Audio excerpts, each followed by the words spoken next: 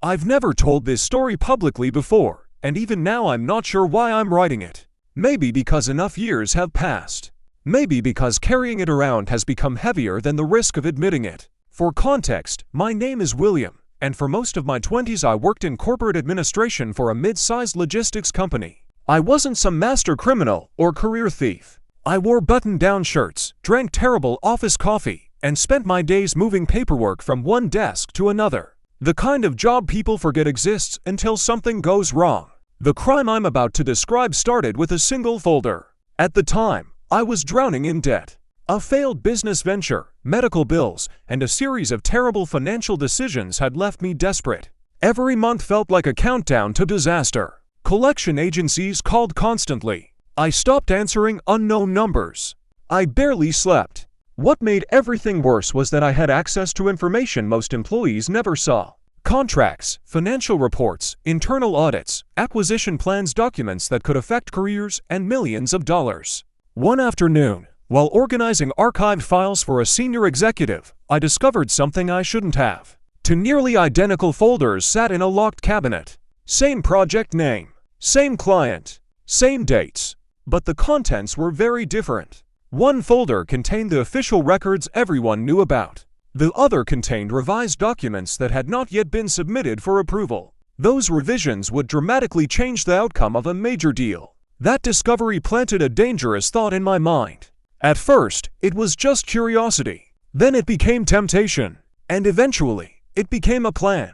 Looking back, I can pinpoint the exact moment my life started moving in the wrong direction. It wasn't when I committed the crime. It was when I convinced myself that changing one folder wouldn't really hurt anyone.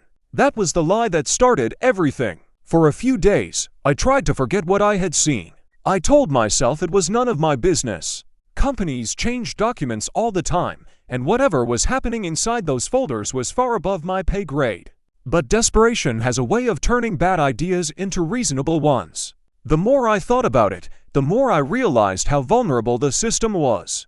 Everyone trusted the paperwork because nobody expected the paperwork itself to lie. Most employees focused on deadlines, not verification. If a folder appeared to come from the right office, people accepted it without much scrutiny. That realization scared me and fascinated me. I started paying attention to routines. Not because I had fully decided to do anything, or at least that's what I told myself. I watched who accessed the records room, who signed documents, who stayed late, and which security procedures were actually enforced versus those that only existed on paper. What began as curiosity slowly became preparation. And with every observation, the idea of replacing one folder with another started feeling less impossible and more achievable. The strange thing about crossing a line is that it rarely feels like a dramatic moment. There's no thunderclap, no sudden transformation into a villain. For me, it happened through a series of small compromises. I began staying late at the office more often. Officially, I was catching up on work. In reality, I was studying the environment around me and imagining possibilities I should never have entertained. Every time I told myself I was just thinking, the idea dug a little deeper into my mind. My financial situation was getting worse. One creditor threatened legal action. Another sent letters almost daily. I felt trapped, embarrassed, and angry mostly at myself. Instead of accepting responsibility, I started looking for shortcuts. The folder became a symbol of escape. I wasn't interested in excitement. I wanted relief. That was the justification I repeated whenever guilt appeared. If I could alter the course of events, maybe I could solve problems that seemed impossible to fix any other way. By then, I had stopped asking whether I should do it. I was only thinking about whether I could. Once I accepted that I was seriously considering it, my attention shifted from fantasy to logistics. The company relied heavily on physical records.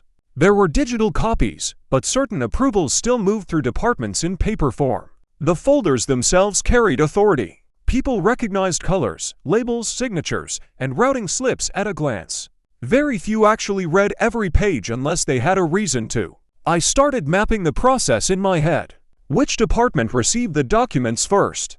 Who handled them next? How long did folders sit unattended on desks before being reviewed? The answers surprised me. There were gaps everywhere. A folder could spend hours in an tray without supervision. Sometimes documents waited an entire day before being logged into the system. Employees trusted that whatever arrived had already been checked by someone else. At the same time, I became paranoid. Every camera in the hallway felt like it was pointed directly at me. Every casual question from a coworker sounded suspicious. Nobody suspected a thing. But the fact that nobody suspected me somehow made what I was planning feel even more dangerous. The next step was creating a replacement that wouldn't attract attention. That turned out to be much harder than I expected. The folders looked simple from the outside, but they contained dozens of pages, approval sheets, handwritten notes, and routing forms accumulated over months. If I was going to swap anything, the substitute had to appear completely ordinary. The goal wasn't to impress anyone, it was to avoid being noticed at all. I spent nearly 2 weeks gathering information. Whenever I legitimately handled records related to the project, I memorized details. File tabs, page order, formatting habits, even the way certain managers initialed documents. The more I learned, the more nervous I became. Then an unexpected problem appeared. One of the project supervisors suddenly accelerated the review schedule.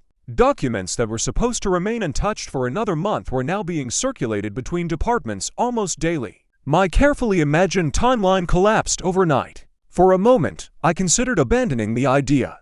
But by then I had invested so much time and mental energy that walking away felt like admitting defeat. Instead of stopping, I adapted. That decision would prove costly later. After the schedule changed, I stopped thinking in terms of weeks and started thinking in terms of opportunities. The folder was moving constantly now, which made the operation riskier, but it also created moments when nobody knew exactly where it was supposed to be. I began arriving early and leaving late.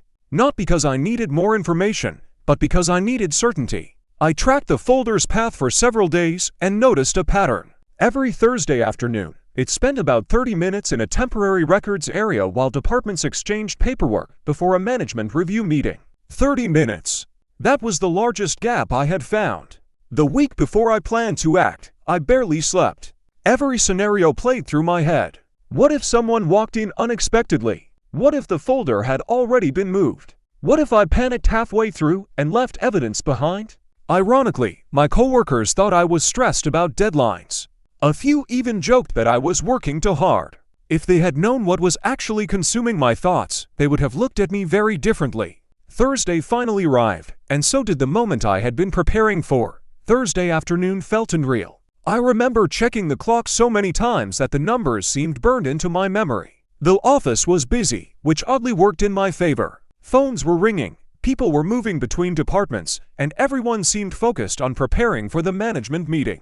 The temporary records area was exactly where I expected it to be. When I saw the folder sitting in a stack of documents, my pulse immediately accelerated. This was it. I waited until the room was empty, walked in carrying several legitimate files, and placed them on a nearby desk. Outwardly, I looked like any employee handling paperwork. Inside, I felt like every person in the building could hear my heartbeat. The actual exchange took less than a minute. Months of anxiety, planning, and rationalization came down to a few quick movements. Then something happened that I had never anticipated. As I was preparing to leave, another employee entered the room unexpectedly. She greeted me casually and started searching through nearby files. I forced myself to smile and act normal, but panic surged through my body. For several endless seconds, I was convinced everything was over. The employee who walked in never looked twice at me. She found the paperwork she needed, made a brief comment about the upcoming meeting, and left. The entire interaction lasted less than a minute. Yet after she walked away, I remained frozen in place, unable to move. My hands were trembling. Until that moment, the plan had existed mostly in my imagination. Now it was real. The folder had been replaced, and there was no easy way to undo what I had done. I forced myself to leave the room at a normal pace and return to my desk. The rest of the afternoon was torture. Every phone call made me flinch. Every email notification felt like the beginning of an investigation. Nothing happened. In fact, the meeting proceeded exactly as scheduled. Over the next few days, I quietly watched events unfold. Discussions began based on the substituted documents. Managers referenced information that should never have been in circulation. Decisions were being made using records that weren't supposed to be there. Seeing it work gave me an unexpected rush. For the first time, I realized how much influence one unnoticed change could have, and that realization was both thrilling and deeply unsettling. For about a week, everything seemed to be unfolding exactly as I had expected. The substituted folder moved through the approval process, meetings continued, and nobody came asking questions. That false sense of security was dangerous. The first sign of trouble appeared during a routine conversation in the break room. Two managers were discussing the project and seemed confused about certain figures in the documentation. They weren't accusing anyone of wrongdoing, but their uncertainty immediately caught my attention. I pretended not to listen while every word lodged itself in my memory. Later that day, I overheard another discussion. Someone mentioned that a few records didn't match earlier summaries. The discrepancy was small, but it was enough to trigger a review. Suddenly, the paperwork was receiving exactly the kind of scrutiny I had hoped to avoid. My confidence disappeared almost instantly. From that point forward, I became obsessed with monitoring the situation. Every email notification made my stomach tighten. Every closed-door meeting felt connected to me. I searched for signs that people were becoming suspicious. Whether they actually were or not hardly mattered anymore. Fear had begun doing what evidence hadn't, convincing me I was already caught. A few days later, my fear stopped being hypothetical. An internal review was announced. Officially, it wasn't an investigation. Management described it as a routine verification process meant to resolve inconsistencies in project records. Most employees barely reacted. Reviews happened from time to time, and people treated it as another administrative headache. I knew better. The moment I heard the announcement, a cold feeling settled in my chest. Whether the review uncovered my actions or not, the substituted documents were now attracting attention. The very thing I had worked so hard to avoid was happening. I considered doing nothing. Then I considered doing something much worse. I started looking for ways to distance myself from the paperwork. I volunteered for unrelated projects, avoided conversations about the review, and acted almost excessively cooperative whenever managers requested assistance. I wanted to appear like the last person anyone would suspect. The effort was exhausting. Ironically, trying to look innocent made me feel more guilty. Every interaction became a performance. Every smile felt rehearsed. And then the review team made a discovery that changed everything. Not the substitution itself. Something I had completely overlooked. The detail that nearly destroyed me wasn't a missing page, a witness, or a security camera. It was a handwritten note. Buried among the project records was a small sheet containing comments from an earlier review. Most people ignored such notes because they rarely affected final decisions. Unfortunately for me, one senior analyst had a habit of documenting everything. During the verification process, he noticed that the note referenced supporting documents that no longer matched the contents of the folder. That inconsistency raised questions. Soon afterward, several employees, including me, were asked to answer routine questions about document handling procedures. The interviews were informal, but everyone knew they mattered. Sitting across from the reviewer was one of the most stressful experiences of my life. The questions seemed harmless. Had I handled the file? Did I remember when it was transferred? Was anything unusual reported during that period? I answered carefully, trying to sound relaxed. The reviewer never accused me of anything. He simply took notes and thanked me for my time. Yet when I left the room, I felt worse than before. For the first time, suspicion no longer felt imaginary. It felt close enough to touch. After the interview, I became my own worst enemy. The reviewer hadn't accused me. No evidence had been presented. Logically, I should have remained calm and allowed the process to continue. Instead, anxiety took control. I started replaying every step of the substitution in my head. Every conversation felt significant. Every glance from a coworker seemed loaded with meaning. I was constantly searching for hidden signs that people knew what I had done. Eventually, my behavior began to change. I became quieter during meetings. I stopped joining coworkers for lunch. I avoided casual conversations whenever possible. My concentration suffered, and mistakes started appearing in work that normally would have taken me minutes to complete. One afternoon, a colleague named Rachel pulled me aside. She asked whether everything was okay. It was a simple question, asked out of genuine concern, but hearing it sent a surge of panic through me. I immediately wondered whether she suspected something. Of course, she didn't. She thought I looked exhausted. I gave a vague explanation about financial stress and lack of sleep. She accepted the answer, but the conversation shook me. I realized guilt was making me see enemies where none existed. Several weeks after the review began, the atmosphere in the office changed. The endless questions slowed down.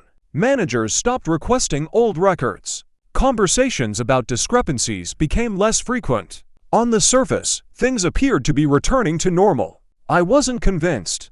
Part of me expected security personnel to appear at my desk at any moment. Another part believed management was quietly building a case and waiting for the right time to act. Then the results of the review were communicated internally. The conclusion stunned me. The review team determined that a series of administrative mistakes had contributed to the inconsistencies. Poor record tracking, delayed updates, and communication failures between departments were identified as the primary causes. New procedures were recommended, and several managers received criticism for weak oversight. No one mentioned deliberate tampering. No one mentioned me. When I read the summary, relief hit me so hard that I had to sit down. But the feeling didn't last. Instead of celebrating, I felt hollow. The company had blamed systemic failures for a problem I knew had a very specific cause. Watching innocent people shoulder responsibility for my actions left me with a kind of guilt I hadn't anticipated. Getting away with it wasn't the victory I had imagined. For months, I had convinced myself that avoiding punishment was the only thing that mattered. I pictured relief, freedom, maybe even satisfaction. Instead, I found myself carrying a secret that followed me everywhere. The project eventually moved forward, and the company adapted to the review's recommendations. New tracking procedures were introduced. Access controls became stricter. Ironically, many of the changes were designed to prevent exactly the kind of manipulation I had committed. Every time I saw those new safeguards, I was reminded of my role in creating the need for them. What bothered me most wasn't fear of being exposed anymore. It was the realization that I had become someone I never thought I would be. Before all this, I liked to believe I was fundamentally honest. Flawed, certainly. Financially irresponsible, absolutely. But honest. The substitution forced me to confront a version of myself that was capable of carefully planning a deception and then living with it afterward. That realization stayed with me long after the danger had passed. And eventually, it changed the direction of my entire life. Years have passed since all of this happened, and as far as I know, nobody ever connected the document substitution to me. I wasn't arrested. I wasn't fired. I wasn't publicly exposed. In the most literal sense, I got away with it. But that's not the same thing as escaping the consequences. The truth is that the hardest part wasn't the risk of being caught. It was living with the knowledge that I had crossed a line I once believed I would never cross. For a long time, I justified my actions by pointing to debt, stress, and desperation. Those problems were real, but they didn't force my decision. I made that choice myself. Looking back, one folder changed far more than a business project. It changed how I saw myself. If anyone reading this is facing a situation where dishonesty seems like the easiest solution, understand something.